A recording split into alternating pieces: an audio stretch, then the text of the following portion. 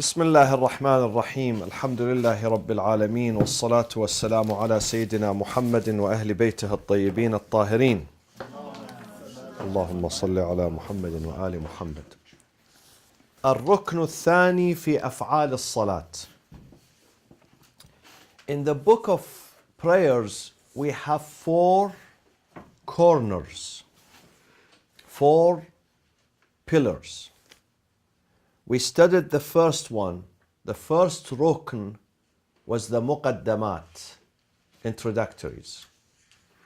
This is the second rukn, fi af'al as-salat, the actions or the acts of the prayers, af'al. And of course we have the third rukn and the fourth rukn. So in the book of salat, there are four corners or four pillars. Now we are studying, we just finished the first one, we are going into the second rukn, and then we have the third one and the fourth one later inshallah. These acts of salat, some of them are mandatory and some of them are recommended, mustahab wa manduba. The ones that are mandatory are 8, meaning the prayers cannot stand without them. If they get missed, then the prayers is going to be missed. And it is mandatory to observe them in the prayers. They are 8. And then we're going to study after that the masnoonat. Masnoon comes from what? Sunnah, which is mustahab to follow. This is the sunnah of the Prophet or the Imams that we are urged to follow, but it is not mandatory. Now the ones that are wajib, mandatory. The very first one, al-wajib al-awwal an-niyyah, intention. Every amal that is mandatory, you must say the niyyah of it. However, do you have to speak it out loud? No, you don't have. By observing it in your mind, it's enough.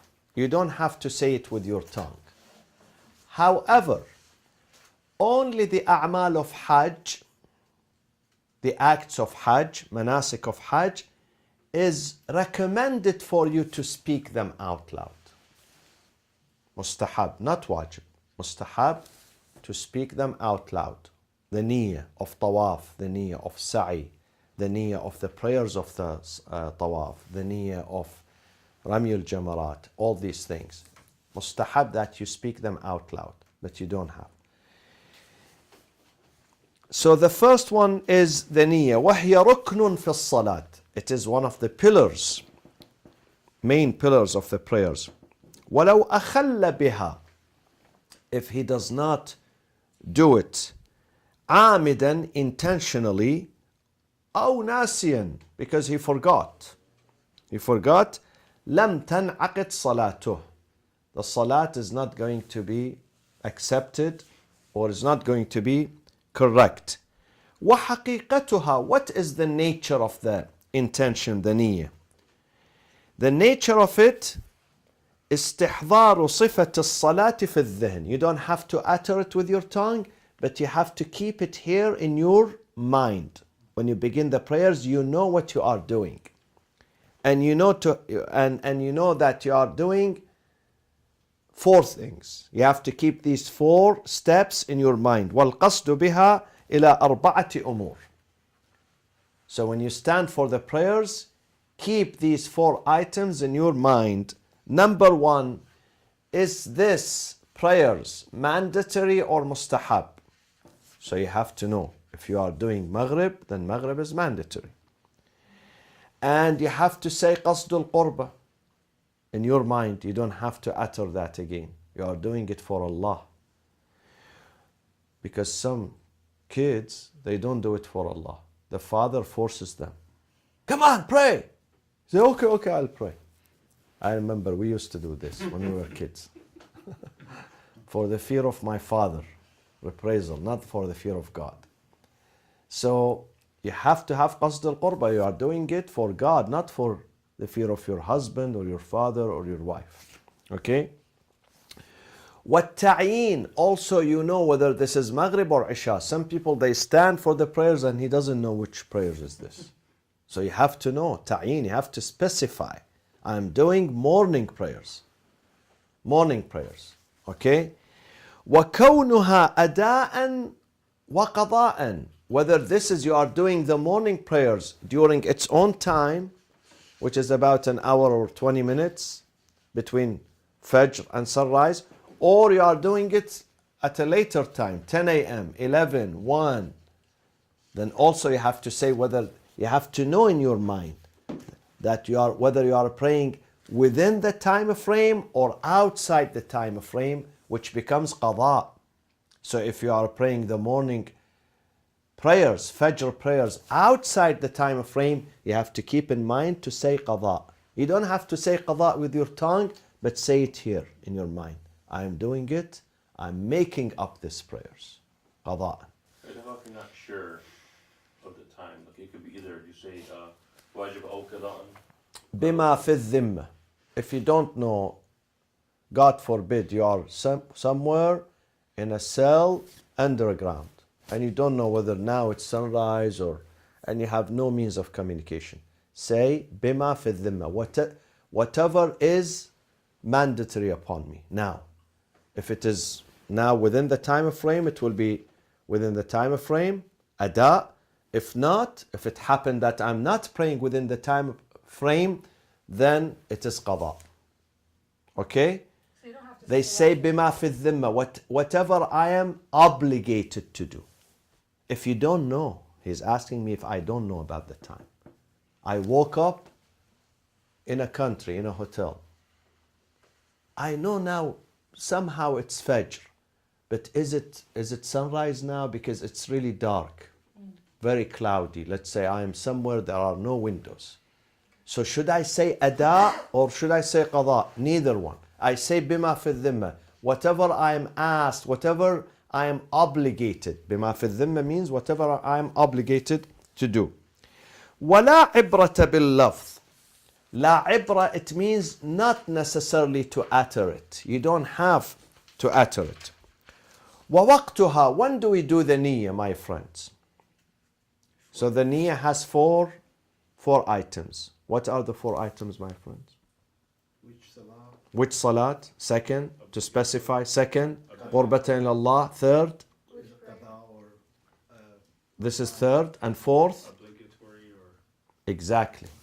Am I doing this, is this nafila or this obligation, wajib? Okay? وَوَقْتُهَا عِنْدَ أَوَّلِ جُزْءٍ مِّنَ التَّكْبِيرِ. As soon as you're going to say Allahu Akbar, not half an hour. Sometimes people do half an hour before, and then at the time of the prayers, he doesn't know what he's doing. No. Same thing with ghusl, my friends. When you go do ghusl, you have mandatory ghusl, wajib. Okay, ghusl al-janaba. Some people say, I forgot. I was taking a shower and I forgot to do the niyyah. But when you went to the shower, with what intention you went to the shower? If you went with this intention that I have to do ghusl, it's enough.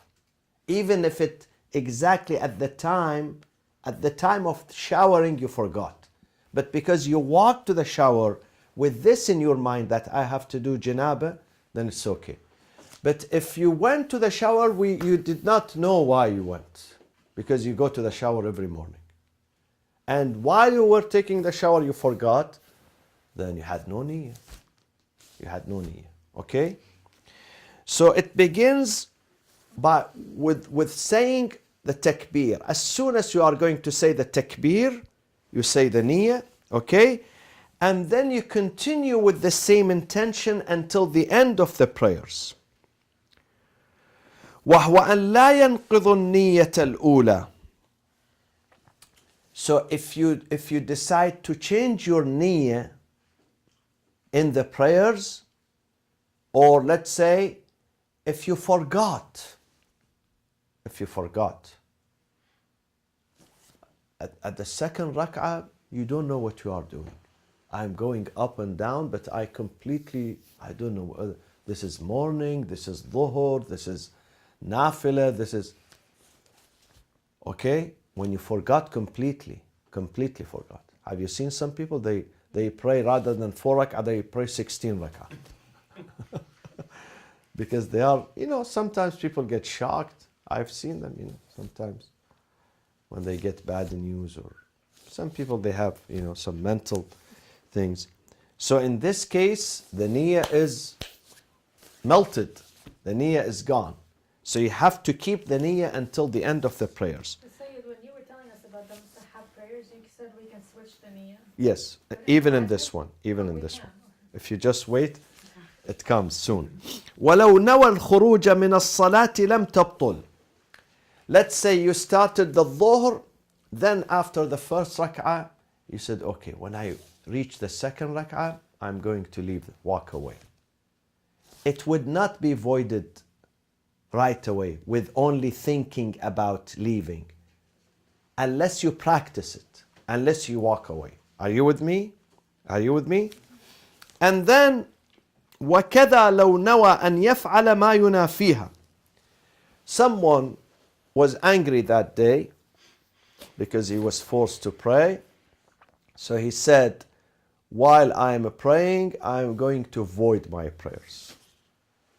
There are many ways to void your prayers. From up, from down, you have the options. Many choices. You can scream in the middle of your prayers, you can dance, you can pass gas, anything you can do. So you can. So if he does this niyyah in his mind and not followed by actions, then still the prayers is not voided. Okay? But if you do that act, once you begin doing that act, the prayers is going to be voided. فَإِن فَعَلَهُ بَطَلَتْ وَكَذَا لَوْ نَوَى بِشَيْءٍ مِّنْ أَفْعَالِ الصَّلَاةِ الرِّيَاءِ. Also the prayers is going to be voided if while you are said Allahu Akbar, someone came in, now you want to make your voice, mashallah, khushu'. أعوذ بالله من الشيطان الرجيم بسم الله. Riya, showing off. The prayers is going to be voided. أو غير الصلاة, or someone comes to the,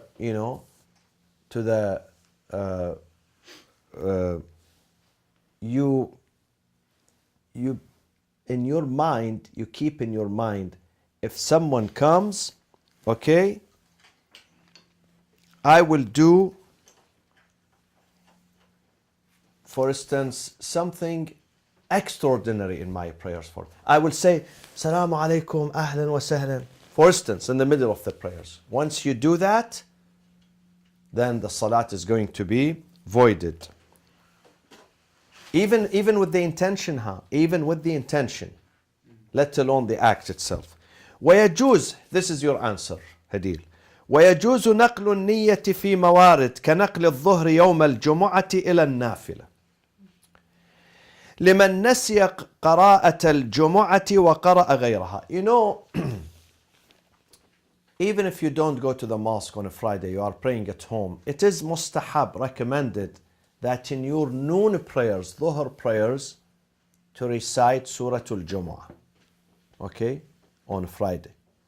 So imagine you said Allahu Akbar, Bismillah ar-Rahman ar-Rahim, Alhamdulillah Rabbil Alameen, you finished, then you came into Qul huwa Allahu ahad, and you remember, oh, I should have said Jumu'ah. Here you can switch into Nafila. Make this prayers, not Dhuhr. Switch the niyyah. In the middle of your prayers, you can switch the niyyah into a Nafila. In this case, okay? So you do the Nafila, and then when you go back to Salatul Dhuhr, you recite what? Suratul Jumu'ah. Okay? Or وكنقل الفريضة الحاضرة إلى سابقة عليها مع سعة الوقت. You said, I'll pray Asr, Allahu Akbar, Bismillah ar-Rahman ar-Rahim. Oh, I didn't do Dhuhr. So you can switch. You can switch for something before it, because you have not done the Dhuhr. While you are doing Asr, you can switch it. Or you can switch it to like something qada, like if you missed something from before, you can say count towards that. No, no, no, no, no, no, no. If you started something, let's say dhuhr for today, you entered the prayers, you can't switch it for something qada. No.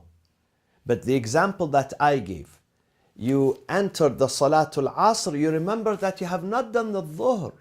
And the dhuhr comes before Asr. So you switch. Not necessarily in the first rak'ah, even in the fourth rak'ah. What about the Fajr? The Fajr is separated from Dhuhr and Asr. So you can't change it to Fajr? 'Cause sometimes- One second. Yes, you can. إلى سابقة عليها. Yes, yes. But مع سعة الوقت, my friends. Do you remember a few weeks ago we said that 5 minutes before sunset, that time is for what? Awesome. For only Asr, not for Dhuhr. So if you came from work, you have not prayed, and you looked at the timing, you have only 5 minutes. In this case, you don't do Dhuhr, because this time is barely enough to do Asr. So this time is allocated for Asr. So you do the Asr, and then after sunset, you do Dhuhr what? As Qada.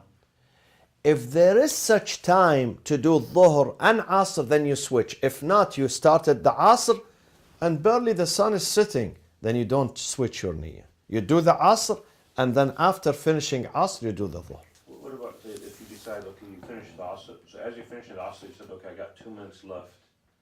Let me make that the Dhuhr, and I'll start the Asr now. If you start when the time is Wajib, but you end when it's Qada, what does it count as? Is it still okay? You mean you started your Asr, okay? Start the Asr with like 5 Be- minutes? before sunset. Yeah. But you finished the Asr before sunset, and you had 2 more minutes. Yeah. In this case, you have to do the Dhuhr. As qada or as qada, right? In this case, you do Dhuhr as Qada. Or can we do it like you mentioned before, fast skipping certain things? We said, but remember, if you did the, but still you still had time. We are speaking about not having time. Yeah, You know, by the time you finish Asr, Dhuhr takes, let's say, 3 minutes or 4 minutes, but you have 2 minutes. It's not enough to do the Dhuhr in this So case. you have to complete, not just start the task and be the prayer and be halfway through. You have to start and finish it within. You have to finish the Asr and then do the proper Dhuhr after that. Okay. Yeah.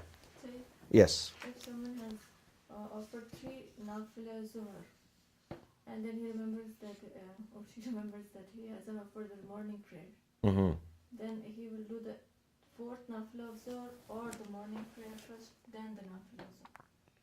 He has to do the morning prayers and then the nafila after that. Yes. And you can switch, even if you entered into the nafila, you can switch it to the morning, the qada of the morning.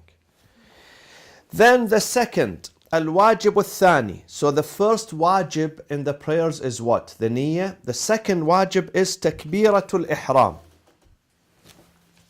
It's called ihram because consecration. Certain things become haram on you. You are entering into a state of consecration, special state when you stand before Allah. Like the ihram in Hajj. When we go to Umrah or go to Hajj, we enter into a state of ihram. Ihram is consecration. This is a very special state for us, dedicated to Allah. وَهِيَ رُكْنٌ. Also, it is one of the pillars of the prayers. So no prayers can be validated without the takbirah. If you forgot the takbirah, وَلَا تَصِحُّ الصَّلَاةُ مِن دُونِهَا وَلَوْ أَخَلَّ بِهَا نِسْيَانًا. Even if you forget, some people forget to say Allahu Akbar. And then he remembers, then this, you have to repeat them. Salat altogether. Even if you forget, okay? Let alone it was intentional. وصورتها أن يقول الله أكبر ولا تنعقد بمعناها. Takbiratul Ihram is to state, is to utter Allahu Akbar. But for instance, if you are able to say in Arabic Allahu Akbar, but you chose to say God is the greatest, it's not enough. If you are able to say it in Arabic. But if you are unable, I know some people, their tongue is locked down. It has a lock. Certain languages they can't speak. They can't. Khalas. Allah said to him, I created you with one language. So in that case, he can say it in his or her language. Even after they teach them. Some people have to go and learn. Even after teaching them, we tried this with some converts somewhere else. Not in America, somewhere else. They could not say it. Or they say it wrongly. They can't remember or they can't say it. Both. Either one. I don't know. Sometimes, it's like asking us to say something in Chinese or Vietnamese. I would never be able to say that. Even if you teach me 500 times. Okay. وصورتها أن يقول الله أكبر ولا تنعقد بمعناها ولو أخل بحرف منها لم تنعقد صلاته. Allahu Akbar has certain letters. If, for instance, he says Allahu Akbar rather than Akbar, or Akbar rather than Akbar, then he's missing one letter. Again, the prayers is not going to be validated. فإن لم يتمكن من التلفظ بها كالأعجم. See, my friends, أعجم is the one who could be Arab, but he does not speak proper Arabic. I know millions of them. They are Arab, from an Arab father, Arab mother. He lived in an Arab country. He's in his blood 100% Arabic blood, but he cannot speak proper Arabic. They call him A'jam, the one who cannot speak formal Fusha, the Arabic which is Fusha. They call him, and A'jam is not a bad name. No, A'jam, he's not. Non-Arab, meaning non-Arab. Okay? So sometimes he's non-Arab, and sometimes he's Arab, but he cannot pronounce it properly. Okay? لزمه التعليم. If they can't, they have to go and learn. لزمه التعليم. ولا يتشاغل بالصلاة مع سعة الوقت. For instance, now he has 5 hours until sunset. And somebody taught him today that, listen, your takbir is wrong. You are not pronouncing it correctly. So he should not do dhuhr and asr if he has time. He should not do them before he learns how to pronounce it properly. فإن ضاق أحرم بترجمتها. But if the sun is going to sit, and I'm not going to learn in 5 or 10 minutes, then in that case he's going to do the takbirah with what? With a translation. With a translation. Okay? بترجمتها. Translation, it could be English, it could be Urdu, it could be Farsi, it could be Chinese. I remember a lady called me maybe 2 years ago from China. From China she called me. She said, I converted to Islam today. And I can't say anything in Arabic. I can't. And I really want to do my prayers now. I said to her, learn, get someone to teach you, but at the same time, begin doing it with Chinese until you learn, inshallah. Once you learn, that time you have to switch to Arabic. والأخرس, if someone is a dumb person, ينطق بها على قدر الإمكان. He cannot say the whole sentence Allahu Akbar, whatever he can afford to say. فإن عجز عن النطق أصلا. Absolutely, he cannot say not a single letter. عقد قلبه بمعناها مع الإشارة. In his heart he says Allahu Akbar, but then he does something as an indication that he's saying. You know, they have a special language nowadays in the news. So he has to say with his gestures something that reflects Allahu Akbar. والترتيب فيها واجب. Nobody should say Akbar Allah. No. Akbar Allah we don't have. Allahu أكبر. It has to have ترتيب. ولو عكس لم تنعقد الصلاة. If someone today he liked to say أكبر Allah, then his prayers are not validated. والمصلي بالخيار في التكبيرات السبع أيها شاء جعلها تكبيرة الافتتاح. My friends, one of the things that are mustahab is that when we begin takbiratul ihram, you say it 7 times. 6 times as mustahab. Allahu Akbar. I know some ulama back home. At that time, you could take your time. Each prayer takes 2 hours, mashallah. Nothing to do. Just eating and praying. What else? So, for the salat, they say, Allahu Akbar, Allahu Akbar, Allahu Akbar, Allahu Akbar, Allahu Akbar, Allahu Akbar. So, 6 of them mustahab, and the 7th is the wajib. Now here, the Allama says, Allama al-Hilli, says that you can begin the first one as wajib and then the rest as mustahab. Or you can begin the second one as wajib. The first one mustahab, the second one you make it in your heart, this is the wajib, and then another 5 as mustahab. You can choose. But if you start it, you have to do all 6, sort of. Or you have to do 6. Is that like sunnah or mustahab? No, sunnah. We are speaking mustahab, see? والمصلي مستحب. قصدي لازم يكونوا 6 مرات يعني 6 times. Don't do it 6 times. Either you do it 7 times or 1 time. Okay, 7 or 1. Okay, yeah.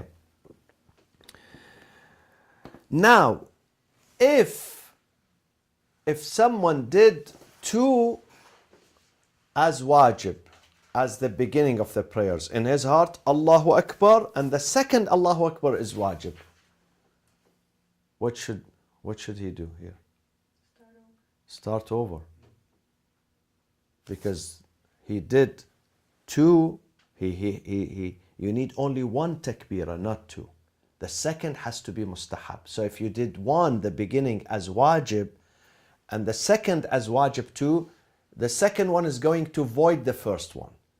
So the third one is going to be considered as, you have to do the third one, which is considered to be what? As the wajib, the beginning of your salat.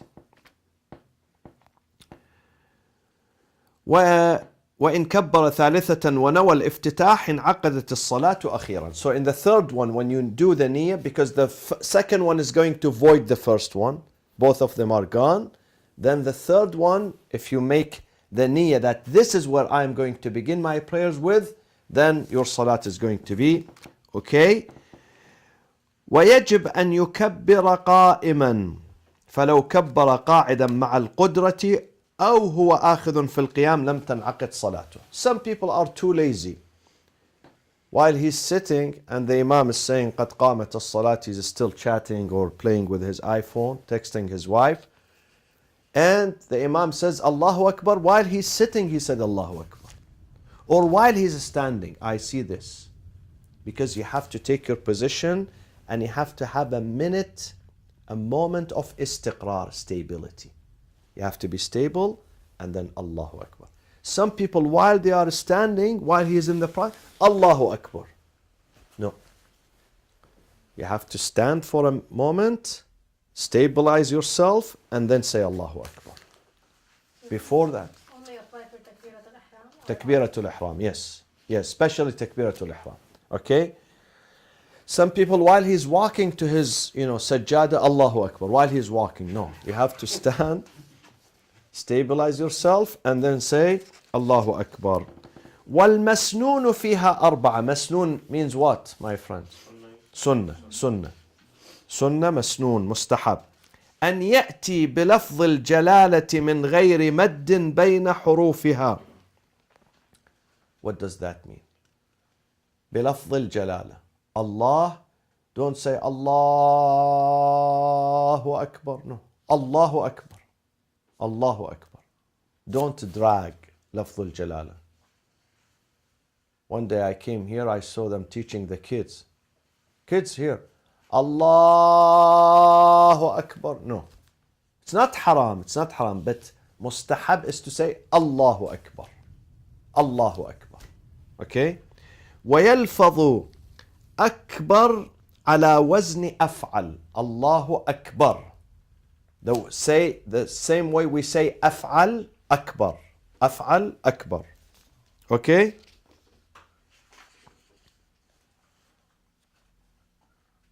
Because I've heard some of them, they say Akbar. No, take it easy with God, please. Allahu Akbar. Are these in the Shia thought, or is this all the schools will say this? Because We have to read the comparative, inshallah. I think all the schools, if I remember correctly, they're reading it when they're consistent with the takbiratul ihram. Yes, yeah. وأن يسمع الإمام من خلفه تلفظه بها. If you are an imam, and you could be an imam with just your wife, you don't have to be the imam of Islamic Center of Orange County. Your wife praying behind you, okay? Unfortunately, the husband cannot pray behind his wife, even if she's better than him. In most cases, wives are more innocent, but the husband has to lead the prayers. So if your wife is praying behind you, say it in a way, if the ma'mumin, people are behind you, they hear Allahu Akbar from you. وَأَنْ يَرْفَعَ الْمُصَلِّي يَدَيْهِ إِلَىٰ أُذُنَيْهِ. You raise. Some people say it this way, Allahu Akbar. Have you seen them? Allahu Akbar. Up to here. They don't have enough strength. No. Enough to hear شَحْمَةَ أُذُنَيْهِ. This part. You bring this up to here, and you close these. You close these, and you separate this. Not this. Not like that. This one. This is the Allahu Akbar. Allahu Akbar. And the palm is towards the Qibla. Not like that. Not like this. Some people say, Allahu Akbar. No. This is, you open it towards the Qibla. why is that movement like that? Is there any? Yeah. It is a gesture that everything is behind me. Allahu Akbar. Dunya is now behind me. Dunya is behind me. Everything is behind. I am focusing on Allah. وأن يرفع المصلي يديه إلى أذنيه. In other books, they say this is the way we do. وَلْيَكُونَ مَبْسُوطَتَيْن. It's open, not just like that. Some people do this. Allahu Akbar. Allahu Akbar. No. مَبْسُوطَتَيْن. Stretch them out. مَضْمُومَتَيْ الْأَصَابِعِ. Combine these four fingers, but leave the ibham open. The thumb. Don't close it with them. Open it. Like that. Okay? وَيَسْتَقْبِلْ بِبَاطِنِ كَفَّيْهِ الْقِبْلَةِ. So this has to be towards the Qibla. ويبتدئ التكبير في ابتداء الرفع وينتهي عند انتهاء. This is the way. See? Allahu Akbar. Allahu Akbar. That's it. Allahu Akbar. Some people, Allahu Akbar. No. Allahu Akbar. So you start saying Allahu Akbar, you say Allah as you're raising you don't wait until By the time, see, Allahu Akbar. Allahu Akbar. By the time you get here, you say Allahu Akbar. Okay? This is mustahab, of course. Al-wajib al-thalith, the third wajib, and the last one tonight, وَهُوَ رُكْنٌ مَعَ الْقُدْرَةِ. It is one of the pillars, provided that you can do it. فَمَنْ أَخَلَّ. It's qiyam, you have to stand. In the prayers, you have to stand if you can afford. And he would tell us how sometimes we can't afford, then what we do. فَمَنْ أَخَلَّ بِهِ. If you break this pillar, عَمْدًا, intentionally, أو سهوا, unawareingly, you are unaware, بطلت صلاته. The prayers is going to be voided. وَإِذَا أَمْكَنَهُ الْقِيَامُ مُسْتَقِلًا وَجَبْ. If you can stand by yourself without leaning on anything, it is mandatory to do so. وَإِلَّا. If you can't stand by yourself, you have to lean on something. وَجَبَ أَنْ يَعْتَمِدَ عَلَى مَا يَتَمَكَّنْ مَعَهُ مِنَ الْقِيَامِ. You lean on something that enables you to stand, like a cane. Hold the cane, you can hold the cane. Or some people, they put a walker, but the walker, you cannot do ruku' and sujood in this case. وَرُوِيَ. There is a riwayah that says, even if you can stand by yourself independently, it is okay to lean on the wall. Some people, they like to lean on the wall, okay? Maybe they are too heavy, standing for some time it would strain their legs, something like that. So you can lean on the wall. ولو قدر على القيام في بعض الصلاة وجب أن يكون بقدر مكنته وإلا صلى قاعدا. Now, some people, they can stand for 3 minutes. It's okay, because you see them when there is food, they stand half an hour. So if he can stand even part of the standing, then he or she must do so. And then the rest he would sit. Whenever he gets tired, he sits. But if he stands, he does the takbirah and let's say Surah Al-Hamd, then he must do so. Because some people says, I can't, you know. So altogether I would, no. Whatever he can. وقيل حد ذلك أن لا يتمكن من المشي بقدر زمان صلاته والأول أظهر. Some people say there is a measurement. How do I know I can stand or not? If the qiyam takes me, let's say 5 minutes or 4 minutes or 3 minutes, can I walk 3 minutes or not? If I can walk 3 minutes, then it means I can also stand 3 minutes. This is the measurement for it. How do I know I can stand or not? By knowing in these 3 minutes or 4 minutes, can I walk or not? If I can't walk these 3 minutes, then it means I can't stand too. But if I can walk these 3 minutes, then I have to stand. والقاعد إذا تمكن من القيام إلى الركوع وجب وإلا ركع جالسا. If someone cannot stand at all, so he's sitting on the chair just like me, but for the ruku' he can stand, he can afford. For instance, qira'ah, hamd and surah, he's sitting. But for the ruku' he can. Then let him stand and do the ruku'. After doing the qira'ah, then he stands and then he does the ruku'. If not, if even this gesture is difficult for him, then he will do the ruku' while he's sitting. وإن إذا عجز عن القعود صلى مضطجعا. What is the next thing after sitting? If someone cannot sit, even cannot sit, in this case, what he or she would do? Lay down how? On his back? Yes. No, on his side. Side towards Qibla. Exactly, on his right side. Then if he cannot lay down on his right side, if this is the Qibla, my head has to be like the way they put us in the grave.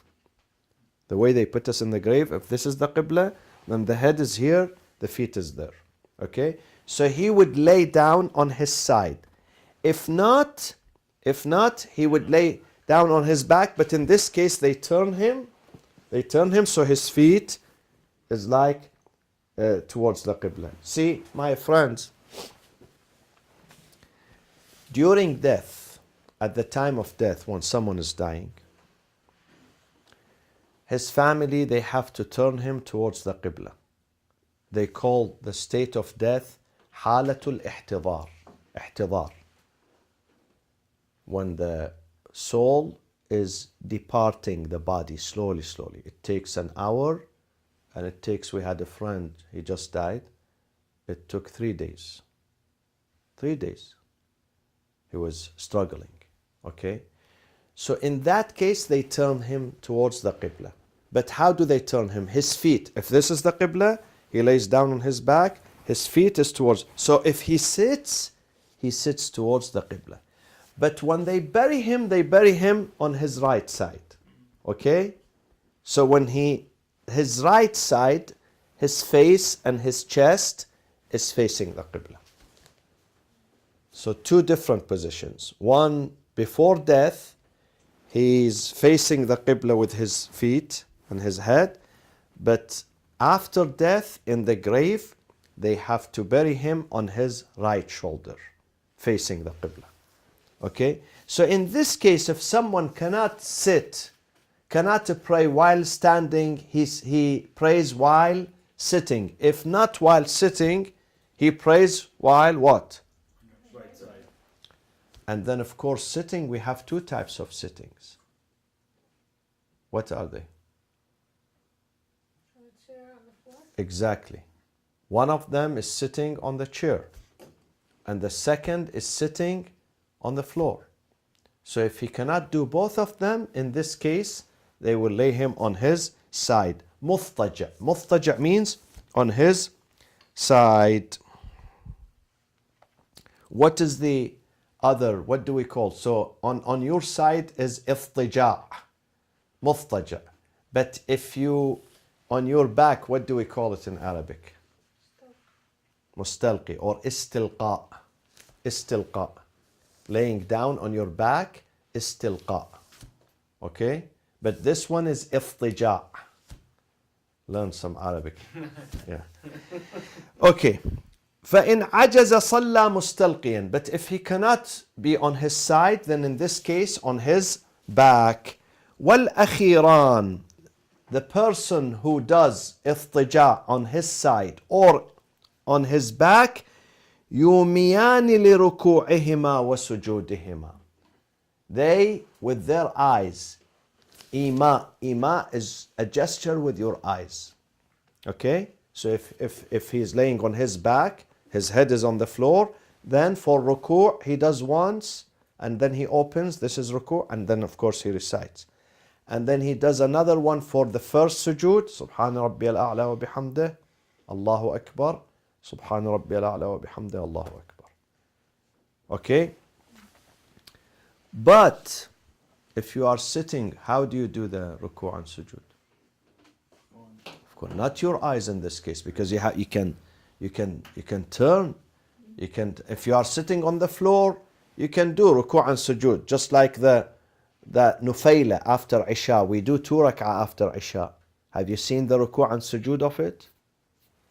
Come this Thursday, inshallah. But if he's sitting on the chair, in this case, ruku' he can go down, and sujood he can go further down. If he cannot touch the ground, then he brings the sujood, for instance, something like that, and he puts the turba here, and he bring it up. Okay? Sometimes during certain surgeries, eye doctors, they know this. The doctor says, listen, you cannot do complete sujood. So he can do this, for instance. He can bring the sajda, the turba up. Okay? And does like that. If the doctor tells him don't go, don't bend or don't prostrate. ومن عجز عن حاله في أثناء الصلاة عن حالة في أثناء الصلاة انتقل إلى ما دونها مستمرا كالقائم يعجز فيقعد أو القاعد يعجز فيضطجع أو المضطجع يعجز فيستلقي وكذا بالعكس. Now, in any time of the prayers, if you can't stand, then you sit. If you can't sit, don't rush to laying down on your back. You have to do it in sequence. If you can't sit, then on your side. If you can't do it on your side, then on your back. And suppose he was sick, so he used to do it on his back. One day, alhamdulillah, Allah gave him strength. So while he said Allahu Akbar, Bismillah, oh no, I can move. So he go to his side, and then he sees no, from his side he can sit, so he has to sit, transfer to sitting. And sometimes the nurse is so kind, she gives him something much stronger, he can stand. So he should stand. Are you with me? He would look at his condition, because some people, this happens in Arab countries. Elderly people, when there is dancing, mashallah, they dance. When he goes to the masjid, they sit, mashallah. All these seats are occupied. In the salat, they become disabled. But when there is dancing, running, or this, they are very powerful. What about the khutbah? I mean, is it... Khutbah al-Jumu'ah? Khutbah al-Jumu'ah, Yeah, you have to face the Qibla. No, I mean, is it mustahab to sit on the floor? Is it okay to sit on the seat? Is there... It depends on you. If the first requirement is to sit on the floor. If not, if you can't, some people, I myself, I can't sit on the floor anymore, unfortunately. So, and the khutbah, mashallah, like sometimes I get excited 40 minutes, 45 minutes. So in this case, but you have to face the Qibla. You have to face the Qibla. You get extra sabab for getting the front row versus like Yes, yes. Always. The front row has more thawab than the second. The second has more than the third. This is why it is mustahab. When people come to the masjid, they fill the first. When the first is filled, they go. Unlike what we do. We do exactly the opposite. The back one is filled, the front one is... I see a lot of times it gets priority to the older people. But in fiqh, we have al-waqtu liman sabaq. Al-waqtu liman sabaq. The position, the location is for you. If you come, first served. This is an Islamic ruling. No one can occupy. We will come to this inshallah. Now, can someone occupy a spot for himself in the masjid and say, this is mine? If he comes first, it is yours. But if you come last always, then someone is there, you can't move him out. You tell him, listen, this masjid belongs to all. First come, first serve. So no VIP then, right? Only the imam, because وَمَنْ لَا يَقْدِرُ عَلَى السُّجُودِ. And if you cannot prostrate, as I said, يَرْفَعْ مَا يَسْجُدْ عَلَيْهِ, the object of sujood, which is the turba, you raise it to your forehead. If you can't go down, you raise it to your forehead. فَإِن لَمْ يَقْدِرْ, even if you can't raise it to your forehead, then فَيُومِئ, with your eyelash. You close them as a gesture of ruku' and sujood. And then we have two more things to go. وَالْمَسْنُونَ, things that are mustahab. For the one who is sitting,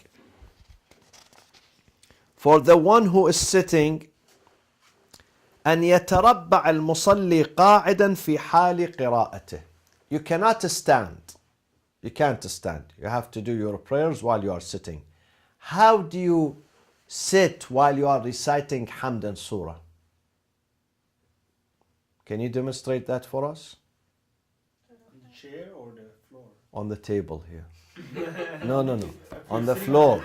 On the floor, yeah. On the floor. Have you seen the soccer players, the way they sit? Look at me. You don't sit a complete... If you can stand, please, so you can see. This is the way. Tarabbu' means this is the way. This is. See? Do you see my feet? This is tarabbu'. Not completely. Not this. This one. This is tarabbu'. Okay? You're sitting on your legs. Exactly. So while you are doing Hamd and Surah, you do tarabbu'. And while you are وَيُثْنِي رِجْلَيْهِ فِي حَالِ رُكُوعِهِ, while you are doing ruku', you sit All the way down. Okay, all the way down. وَقِيلْ يَتَوَرَّكُ فِي حَالِ تَشَهُّدِهِ. It is mustahab to do tawarruk. What is tawarruk, my friends? Stand again, Habibi, stand. See this? This is mustahab. This is mustahab. See? This is the way, even in the normal prayers, not necessarily you are doing it while you are sitting, even when you stand, when you are able to stand, for the tashahhud, this is the way you sit. This is the way. See? Look at my legs. This is the way you sit. This is mustahab. Not like that. Not like that. Usually we do this. But the mustahab, the sunnah, is to sit on your left side and put your legs like that. But this one, be careful, don't break your back, huh? Because this is, unless your body is very flexible and you always do exercise, then you can do this. Otherwise, you break your back, I'm telling you. وَأَنْ يَتَوَرَّكْ, this is at the time of tashahhud. This is mustahab. Yeah. At the time of tashahhud, when you are doing أشهد أن لا إله إلا الله وحده لا شريك له وأشهد أن محمدا عبده ورسوله, and tashahhud and salam. This portion, even if you are standing, this the mustahab way of doing it. وصلى الله وسلم على سيدنا محمد وأهل بيته الطيبين الطاهرين. اللهم صل على محمد وآل محمد.